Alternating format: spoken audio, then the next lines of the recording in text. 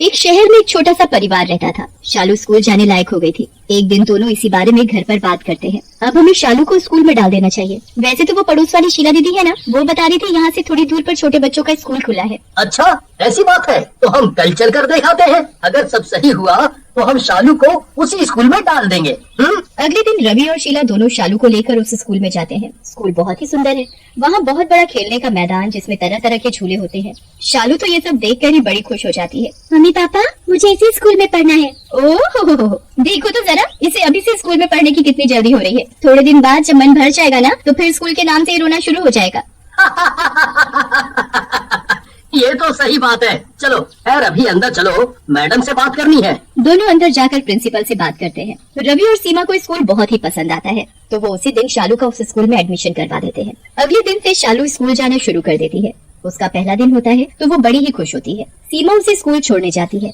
School पहुंचते ही school के gate पर एक टीचर खड़ी होती है। हेलो, मेरा नाम अनामिका है। मैं शालू की टीचर हूँ। आप स्कूल के अंदर नहीं आ सकते, बस बच्चा ही स्कूल में एंट्री कर सकता है। तो आप शालू को छोड़ जाइए, मैं इसे क्लास में ले जाऊंगी। अच्छा ऐसी बात है, तो आप इसे ले जाइए। बाय मम्मी, छुट्टी में मुझे लेने आना। हाँ मेरी प्यारी बच्ची, अच्छे से पढ़ाई करना।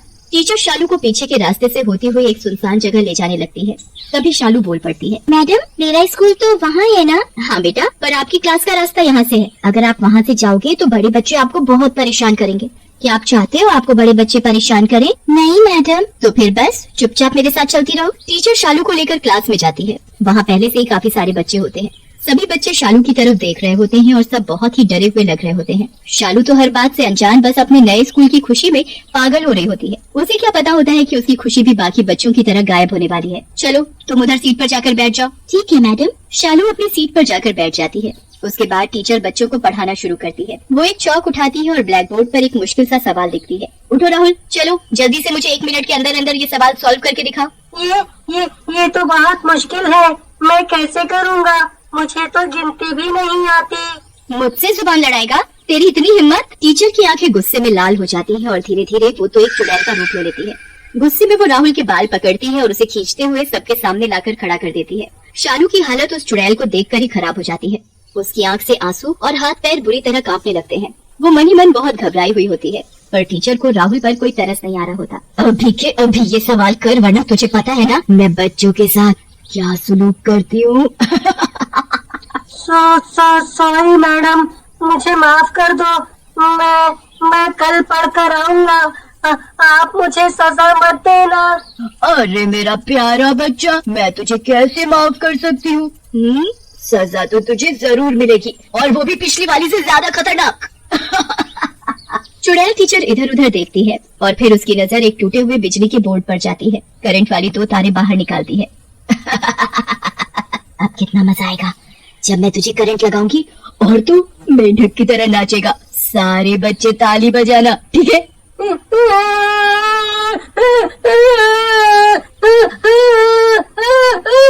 नहीं मैडम, ऐसा मत करो प्लीज मैडम, मुझे करंट मत लगाओ।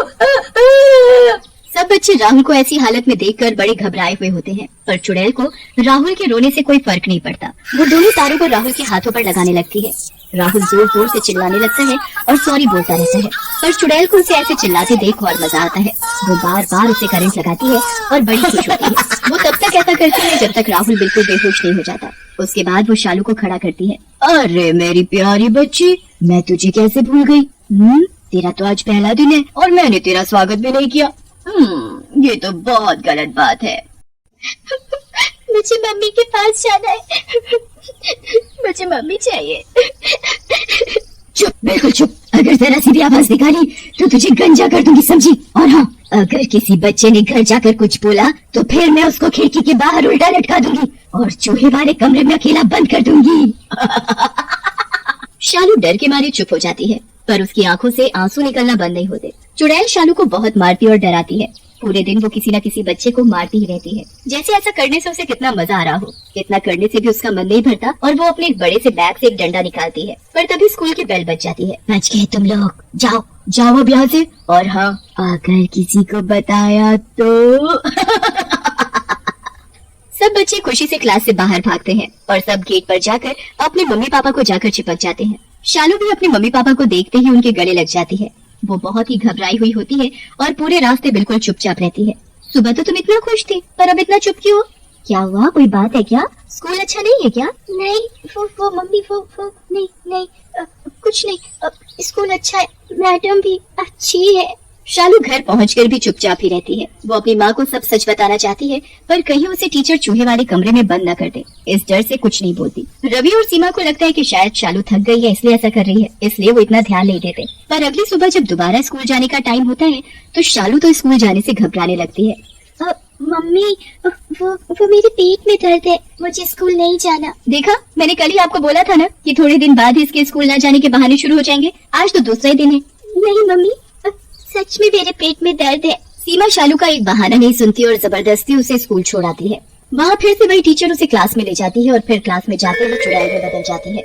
उसके बाद उसका वही बच्चों पर अत्याचार शुरू हो जाता है। वो बच्चों को मारती, पीटती और खूब डराती। बच्चे कभी भी डर की वजह से घर पर नहीं बता पाते थे और ना शालू कभी बता पाती थी। ऐसे ही बहुत दिन निकल जाते हैं और अब सीमा और रवि को शक होने लगता है कि आखिर ऐसी क्या बात है कि उनकी बेटी इतना चुप और डरी हुई क्यों रहती है। एक दिन सीमा अचानक स्कूल की छुट्टी होने से पहले ही पहुंच जाती है और रिसेप्शन पर जाकर मैडम से बात करती है। मैडम, मेरी बेटी शालू को प्लीज भेज दीजिए। वो दरअसल हमें अचानक कहीं जाना पड़ रहा है, इसलिए मैं जल्दी आ गई। कौन शालू मैडम? मेरी बेटी शालू। पिछले महीने ही मैंने इस स्कूल में उसका एडमिशन करवाया है, वो नर्सरी में पढ़ती है। मैं अभी पूछ कर बताती हूँ मैडम, वैसे मुझे हर बच्चे की जानकारी रहती है और मैं किसी शालू को नहीं जानती। रिसेप्शनिस्ट फोन करके पूछती है तो पता चलता है कि शालू नाम की कोई बच्ची नर्सरी क्लास में नहीं पढ़ती। मैंने बोला था ना मैडम आपको कि यहाँ नर्सरी क्लास में कोई शालू नाम की बच्ची नहीं पढ़ती।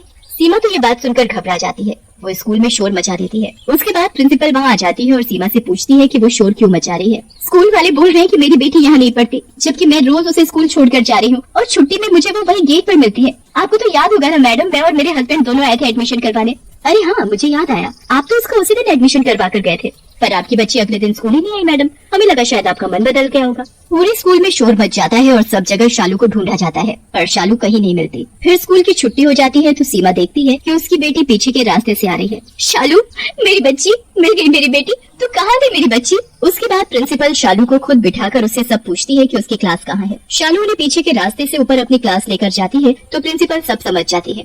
मैं सब समझ गई हूँ कि आपकी बेटी के साथ क्या हुआ है। दरअसल यहाँ पहले एक क्लास होती थी और उसमें अनामिका नाम की मैडम बच्चों को पढ़ाती थी। वो बच्चों को बहुत बुरी तरीके से मारती थी और जब एक बच्चे के पेरेंट्स ने उसकी कंप्लेंट की तो हमने उसे स्कूल से निकाल दिया। उसने स्कूल में बहुत हंगामा किया और निकलने से मना कर दिया। जब हमने उसकी एक नहीं सुनी तो एक दिन उसने आखिरी दिन में अपनी क्लास के सारे बच्चों को जहर देकर मार डाला और खुद भी फांसी लगाकर आत्महत्या कर ली। उसके बाद वो क्लास हमने हमेशा के लिए बंद कर दी थी। पर शालू तो अपने साथ पढ़ने वाले बच्चों के बारे में हमें बताती थी। तो वो बच्चे कौन है? वो वही बच्चे हैं जो सब मर चुके हैं। सीमा के पैरों तले जमीन ही खिसक जाती है। अगले दिन प्रिंसिपल शांति पाठ करवाकर उस चुड़ैल को वहीं बंद कर देती है। उसके बाद जब शालू स्कूल जाती है